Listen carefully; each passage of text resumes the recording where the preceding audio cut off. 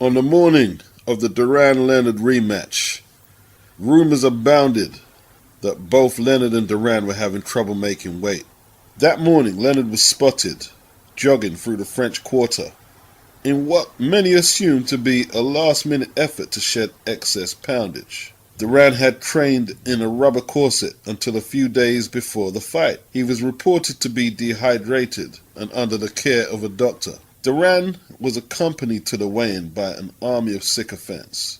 The posse waved its way in a procession to a ballroom on the ground floor of the Hyatt. There was only 2 security guards assigned to the ritual, and they were quickly overpowered by the Panamanian's entourage.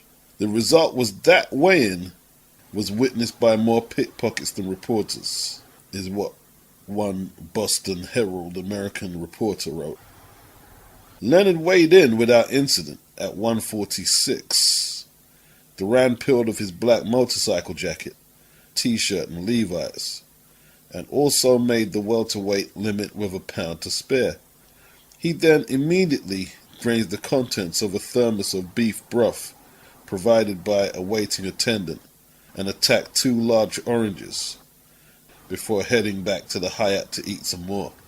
"He's dehydrated," whispered Angelo Dundee. Janks Morton had been assigned as the representative of Leonard's team to monitor the enemy's trip to the scale. On his way out of the room, Duran glared menacingly at Morton, slammed his fist into his palm, and gave him the finger.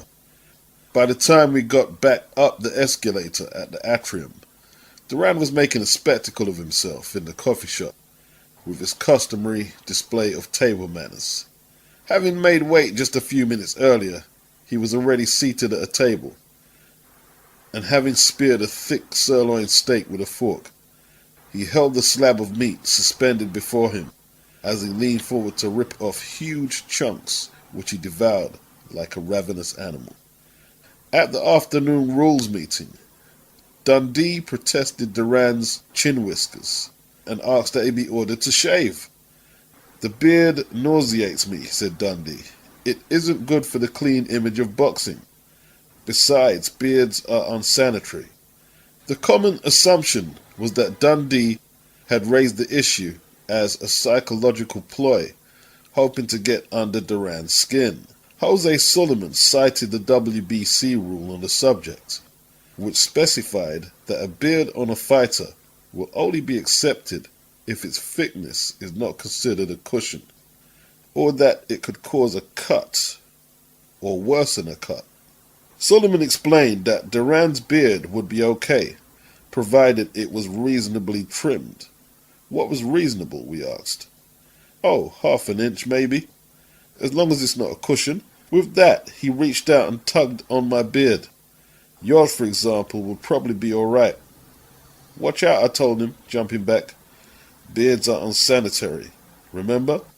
At the rules meeting, Carlos Eleta asked, "Is it a foul if you hold the other guy behind the neck and pull him towards you while you hit him?" The question was greeted with some amusement, since the tactic was not unfamiliar to Duran. Octavio Moran of Mexico was named the referee. Mike Jacobs, James Brimmel, and Gene Deswertz, the ringside judges. Neither side voiced any objection to the officials. Before the parties were dismissed, the WBC reaffirmed its policy, prohibiting profane or abusive language. Although we noted at the time they didn't specify in which language. Afterwards, reporters flocked around the chief's seconds.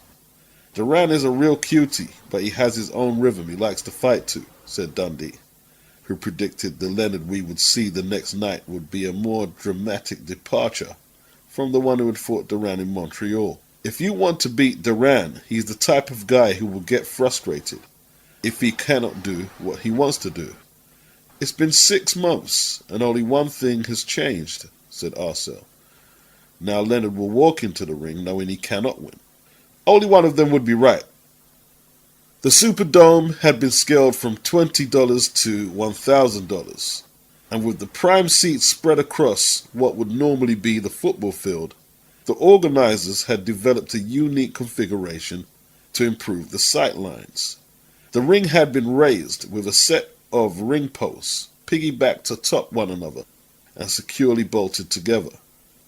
The rows of the media section surrounding the ring were stepped down, and the ringside photographers were assigned to shoot from a well beneath the ring, thus ensuring the best possible view for the patrons with floor-level tickets. It seemed like a great idea at the time, recalled Bobby Goodman.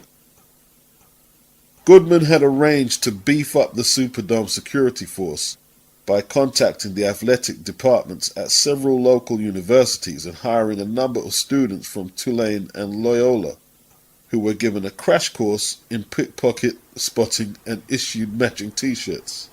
The college boys were happy enough with the chance to earn a small paycheck and watch the fight for free.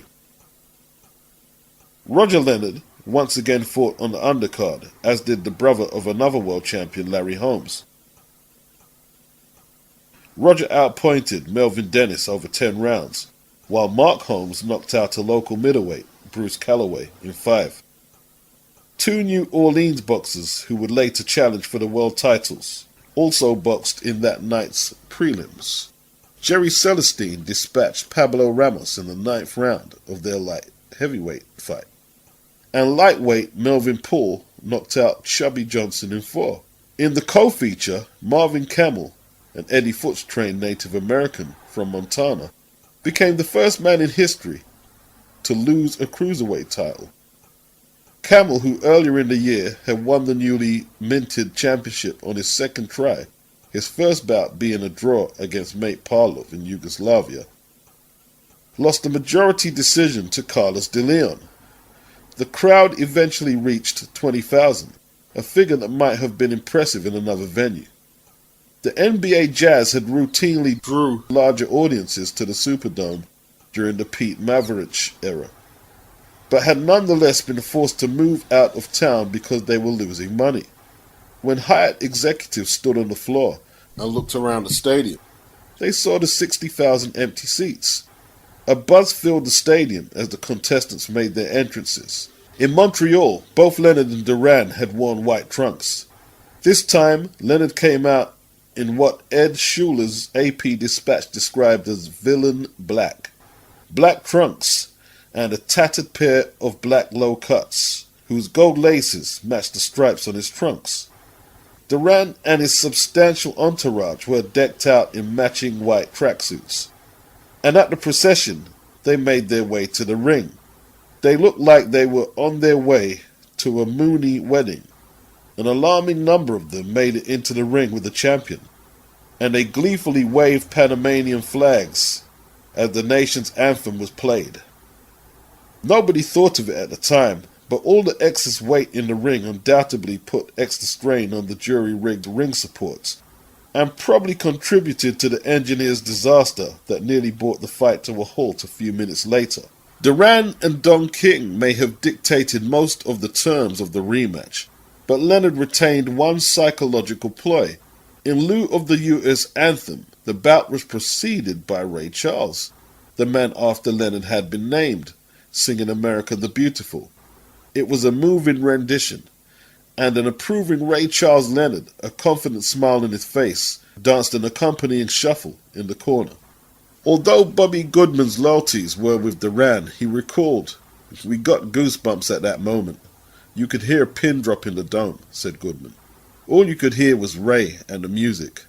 I'd never put it together that Ray Leonard was named Ray Charles Leonard, but it was like he was singing the song just for Ray, and it must have added a lot of inspiration."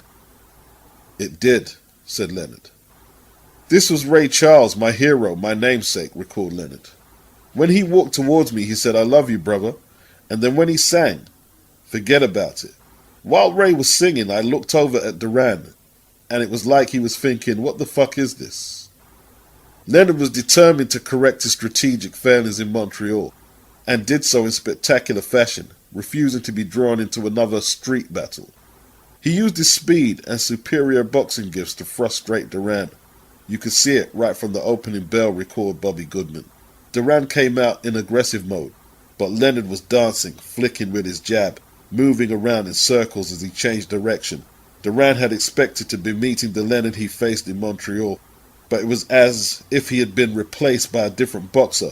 You could almost watch the frustration spread across Roberto's face. Midway through the opening stanza, Duran lowered his head and bull rushed Leonard into the ropes. It was a move reminiscent of their first fight, but this time Ray spun around in a graceful pirouette and landed a right hand as he danced away. Near the end of the round, Leonard stopped circling enough to land a solid left-right combination. At one point in the second, Leonard dazzled Duran with 3 straight rights, one of which snapped the Panamanian's head back. When Duran charged, Leonard quickly tied him up, and as if to remove all doubt from the judges' minds, finished up by landing 2 stiff jabs at the end of the round. Midway through the second, the middle of the ring abruptly collapsed as it had developed a sinkhole, and few of us in press row noticed it right away. Bobby Goodman raced from his seat and crawled under the ring. The bolts holding the center support of the jury-rigged structure had snapped under the tension. The ring was sagging in the middle. I've often thought later that this could have given Duran an out, said Goodman. He could have avoided the embarrassing outcome if he had said he had twisted his ankle when the ring dropped. Or he could have said it was too dangerous and refused to continue. But Duran was way too much of a macho guy for that. He just wanted Leonard to be a man and fight. Between rounds, Goodman hastily summoned a platoon of the football players who had been recruited as security guards. The college boys managed to reposition the center column and then were ordered to remain there with the weight of the promotion literally on their shoulders for the remainder of the fight. There must have been 10 or 12 of them standing underneath the ring holding it up, recalls Goodman. They did a great job. Duran was still trying to play the bully in the third and did a better job, winning the round on all 3 scorecards. He pushed Leonard around a bit, landed a few blows to the body, and at one point swatted Leonard with a punch to the face. Ray responded by sticking out his tongue. Manos de Piedra, Roberto Duran if you don't know, continued his body attack in the fourth as he pushed Leonard into the ropes. Duran fell down. A round later, it was Leonard's turn to hit the deck, falling as he backed into a corner, trying to fend off Duran's body attack. Both trips to the canvas were ruled slips by Meran, and when Leonard got up off the canvas from his fall, he tagged Duran with a left-right combination. Duran landed 2 glancing body shots and a right to the head just before the bell to solidify his claim on the round, which he won on 2 scorecards. Round after round, you could see the frustration building in Duran, said Goodman. Leonard's strategy was brilliant, but it was like he was making fun of Duran. Duran felt disrespected by his tactics. In the 7th, Leonard dropped his hands and pointed at his chin. A seething Duran fired with his right, but Leonard pulled his head back and allowed the punch to sail harmlessly past him. Then he stopped in mid-ring and wound up his right arm in a windmill fashion, as if he was going to deliver a bolo punch. Instead, he punched his seemingly mesmerized opponent in the nose with a stiff jab, enough to make Duran's eyes water. One journalist, amazed by Leonard's performance, Pete Axthelm, he said, "Doesn't he know that this is Roberto Duran?" One thinking was that taunting Duran seemed particularly unwise, because if you really pissed him off, he might just kill you.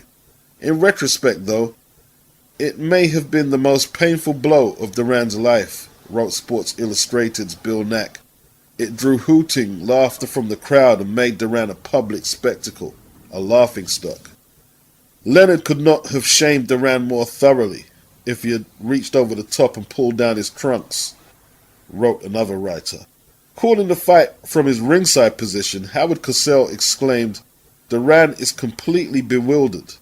Leonard kept mugging at Duran, skipping his feet as he went into an Ali shuffle as he shouted at his foe. Duran was seething as he returned to his corner. Leonard was clearly winning the psychological battle, but on the official scorecards it was still fairly close after 7. Brummel had Leonard ahead by a single point, and Jacobs and Deswertz by 2. The judges' opinions would become moot in just a few minutes later. The start of the 8th was momentarily delayed when Moran sent Duran back to his corner and ordered Brown to remove what the referee had deemed an excessive coat of Vaseline from his face. But when the action resumed, the fight had taken yet another turn. In the 7th, Leonard had taunted and teased Duran, but in the 8th he was actually inflicting damage as well, as Ray moved and danced from side to side, keeping his opponent at bay with a graceful jab. An enraged Duran lowered his head and charged into the matador, Leonard. Leonard stepped back and countered with a hard left to the face. Duran was allowing Leonard to keep him at the end of the jab. As Leonard pressed forward, Duran backed up towards the ropes where he absorbed the 3-punch combination delivered with lightning speed. Late in the round, as Leonard once again herded him towards the ropes, Duran abruptly threw up his arms and muttered something to the referee and began to walk away. From our ringside position, it was impossible to hear what he had said. It would be left to Moran to explain to the press that Duran had told him, "No mas box." Even though the statement had been uttered in his own language, the Mexican referee did not immediately comprehend that Duran was trying to quit and tried to wave him back into action. Leonard did not seem to grasp what was happening either. He chased Duran across the ring and landed 2 punches to the midsection. There was no response from Duran, other than to wave dismissively as if to say, "I'm not going to do this with you anymore." He quit! He quit! Leonard heard his brother shout from the corner. It took even longer for the crowd and ringside reporters to figure out the perplexing turn of events. But when Leonard went cartwheeling across the ring and began to climb the ring ropes in celebration, it was clear that the fight was over. But if you look at the tape, as Duran was walking away towards his corner, he turned and suddenly put his fists up again, said Leonard. No, Duran hadn't reconsidered his retirement from the fight. Roger had come running out of the corner, and after what happened in Montreal, Duran thought he was coming after him. There was a look of disgust and frustration on Duran's face when he said "no mas," recalled Bobby Goodman.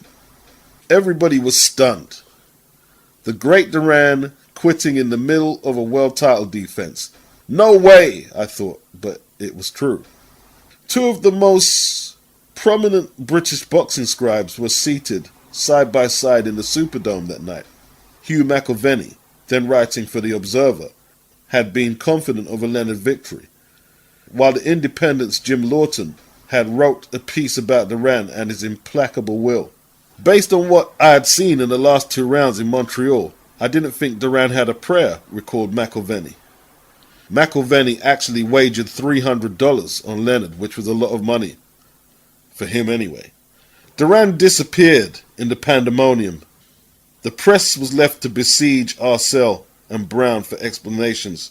The Panamanian's elderly cornerman appeared to be as befuddled as the rest of us. The guy's supposed to be an animal, and he quit, said Freddie.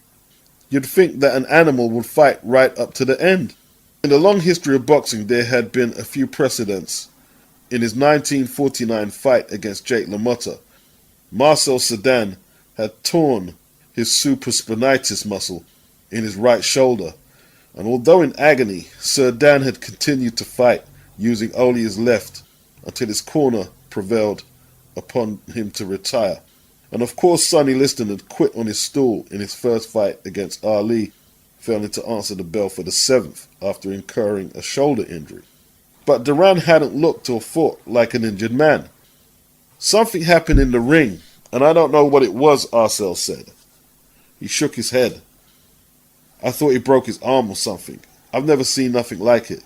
After the 6th, he said something about his arms feeling stiff, but he's never done anything like this, ever.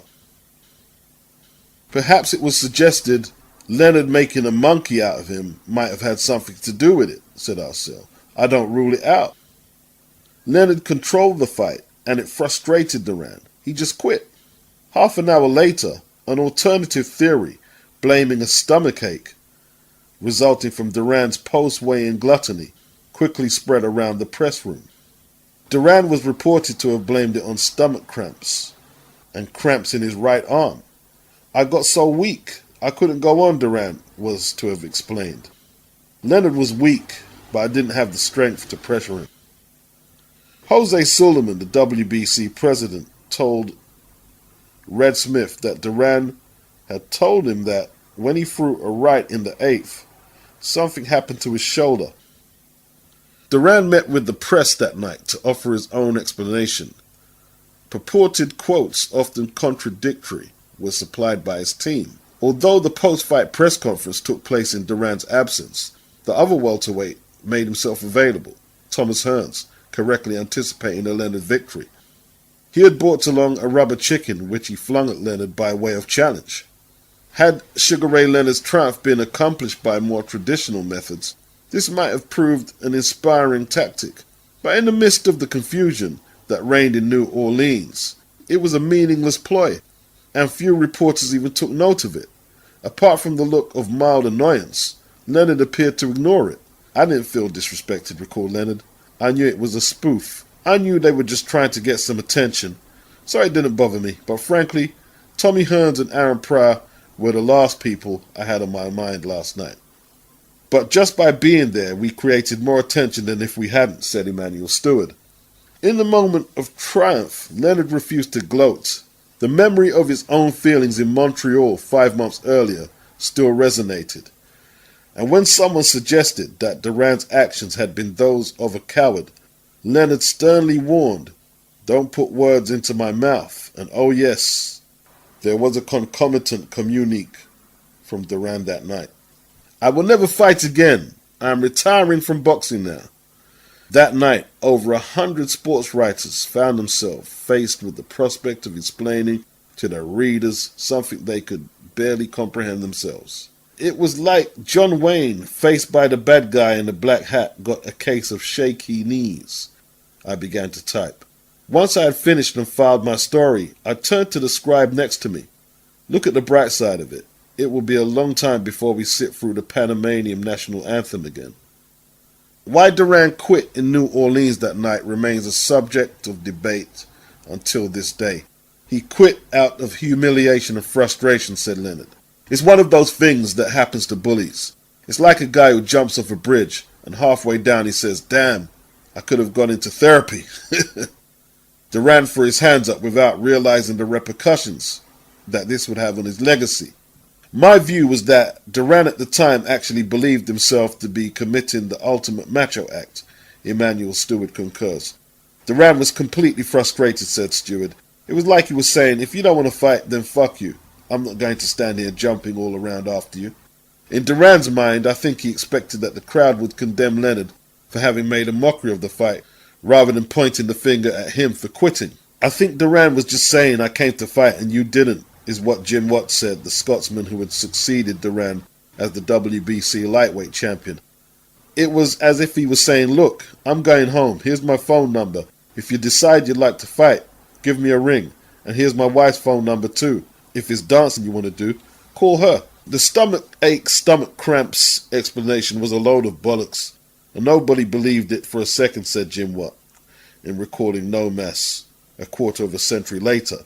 "There's no doubt in my mind that he quit out of frustration, but still, Duran quitting is totally unacceptable. Otherwise, everybody who fights Floyd Mayweather Jr. would be entitled to quit." That's Jim Watt, people.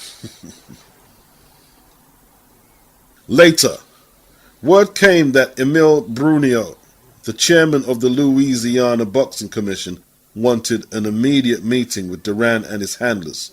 Bobby Goodman hastily conferred with Don King, Duran, and Arcel and Iletta, essentially to make sure everybody would have their story straight. The cramps excuse concocted by Freddie Brown sounded as good as anything else, and would be difficult to disprove. Arcel walked back to the meeting accompanied by an old friend, Jerry Eisenberg, the North Star Ledger columnist. In an afternoon in the bowels of the Superdome, Emile Brunier had set up a table and chairs conference style.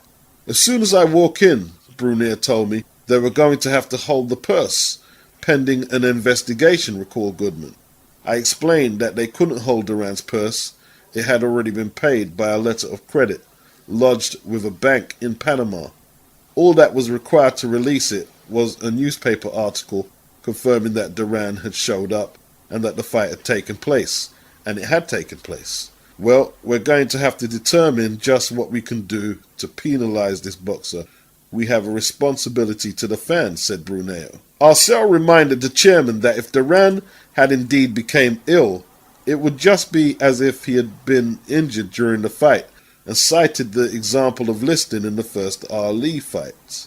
I don't know what happened, and if I don't know, you don't know, Arcel told Bruneo, whose hand you couldn't shake fast enough each time he filled an arena for you. Duran is a gallant warrior, pleaded Eletta. He would never quit. Bruneo informed the assembled parties that there would be an official meeting of the commission at 10 o'clock the next morning. He then dismissed the group, asking Goodman and Duke Duran to remain behind. A former minor league ball player who had reached the AAA level in the Dodgers organization, Duran was in 1980 the chairman of the Nevada State Athletic Commission, in which role he had been seemed unconscionably close to Don King. He would later make that relationship official by resigning his position at the Nevada State Athletic Commission to become a vice president of Don King Productions. Since he lacked any jurisdiction at what would become known as the Nomaz fight, we must assume that he was asked to participate in an ex officio capacity. And given subsequent developments, it is also reasonable to assume that whatever advice he offered was likely to benefit King. Conceding that he wouldn't be able to impede the letter of credit in Panama, Bruneo determined that he would impose the maximum fine allowed under Louisiana law, which at the time was $7,500.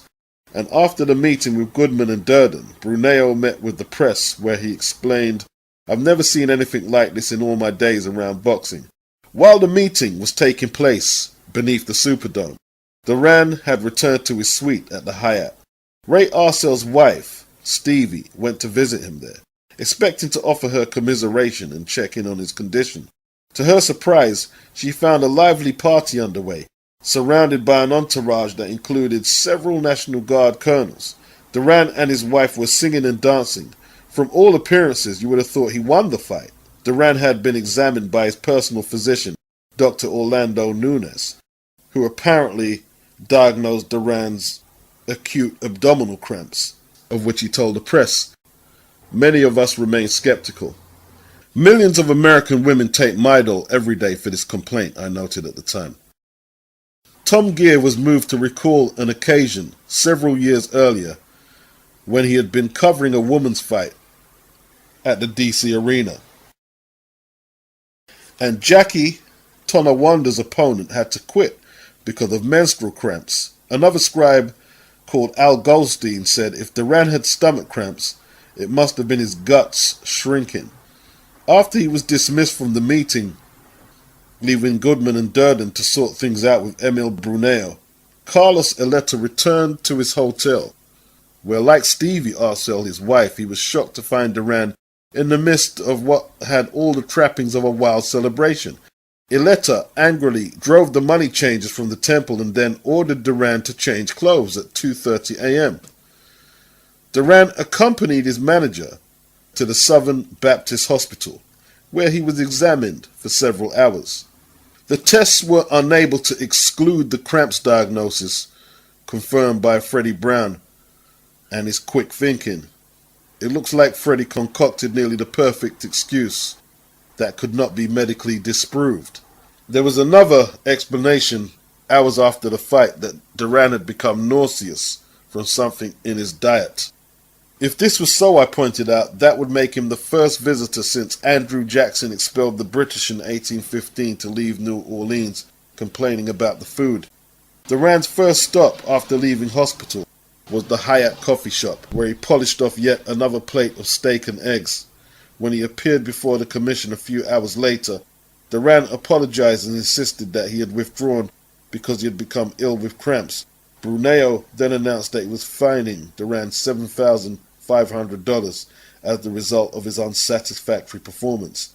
Bobby Goodman reached into his pocket and produced a check for that precise amount, and the funds were drawn on the account of Don King Productions. Although Duran was sticking to his story, the elder half of his brain trust viewed it with some cynicism. "Doctor, ? Exclaimed Arcel. This guy needs a psychiatrist more than anything else. If anyone had ever come to Freddie and me and said this guy will quit on you, I'd have spit in his eye. Duran? Quit? Never. 3 years later, Duran would recall to Sports Illustrated's Bill Nack. Leonard knew I had nothing. He was running and clowning because he knew I couldn't do anything. I wasn't going to let myself get knocked out and look ridiculous in the ring. What he did was so much worse, added Carlos Aleta. But he didn't think about that. I think something really was wrong with him, Don King told the assembled press the next morning. People talk about all the money he made and say he wasn't hungry enough this time. Money comes and goes, but words will follow you forever, especially in Latin America.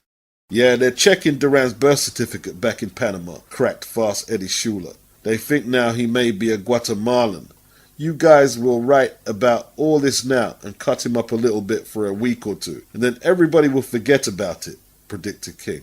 But in Panama, they'll never forget it. A few nights later, Johnny Carson told his Tonight Show audience that he had considered inviting Duran to appear on his program to sing the 12 Days of Christmas, but I'm afraid he'll quit by the 8th day. Duran's surrender was so stunning that it all but overshadowed the brilliance of Leonard's performance. But Ray pointed out, I made him quit. And making Duran quit was even better than knocking him out. The fact that he quit and the way he did it doesn't take anything away from my victory. I am the champion because he couldn't change and I could.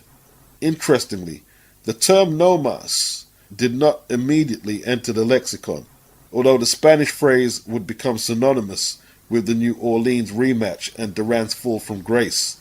The words no mas were nowhere to be found in Ed Schuler's AP story read by millions of Americans the next morning, nor did they appear in mine. Since the fight had occurred on Tuesday night, the issue of Sports Illustrated with Bill Nack's account didn't appear until 8 days later, but then it was under a headline, The Big Belly Ache. The morning after the no mas fight, General Omar Torrijos angrily ordered Duran and his entire 36-member traveling party to return to Panama immediately, but the boxer ignored his country's ruler and went to Miami instead. It was weeks later that he went back to Panama, only to discover that in his absence his mother's home had been vandalized. His own house was stoned. Newspapers questioned not only his courage but his masculinity. A makeshift billboard reading Duran is a traitor was painted on the seawall alongside La Avenue Balboa in Panama City. He heard himself described variously as a coward, a chicken, a homosexual, and in perhaps the unkindest cut of all, the Panamanian government had repealed the special tax exemption it had granted Duran as a national hero. When he came home and tried to cash his $8 million letter of credit, the government grabbed the first $2 million off the top. Whatever might actually have been going on in Roberto Duran's mind when he said no mas, he could have hardly anticipated the consequences. He became the butt of jokes, and even his most ardent admirers deserted him in droves. His image had been destroyed in a single moment, said Bobby Goodman. When he got back to Panama, he didn't even dare show his face. He lived like a prisoner in his own home. Goodman had been with Duran every day for months on end at his training camps for the 2 Leonard fights, and knew him as well as anyone.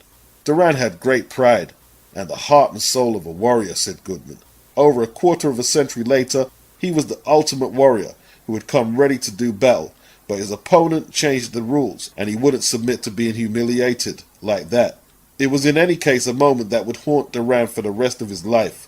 Worse still, he had turned his despised adversary into a boxing hero. Sugar Ray Leonard would no longer be regarded as boxing's pretty boy. He added a new scalp to his collection. He was now the man who had made Roberto Duran quit.